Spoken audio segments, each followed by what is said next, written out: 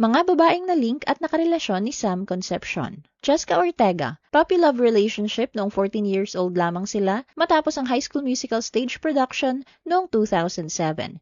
Colleen Garcia, katambal sa Good Vibes na naging maugong na chismis ng panliligaw ngunit nanatiling magkaibigan. Yan Santos, katambal din sa Good Vibes na hayagang humanga at nagka-crush kay Sam. Tipi Dos Santos, nakasama sa Kantang Dati at pelikula. Bagamat naroon ang natural nilang chemistry, nilinaw na turingang magkapatid lang ang namagitan sa kanila. Julia Barreto, na link habang ginagawa ang seryeng Mirabella.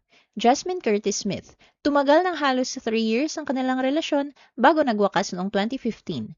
Janela Salvador, nakatrabaho sa The Killer Bride, inamin ni Sam na bukas siyang ligawan ito noon kung nagkaroon ng pagkakataon.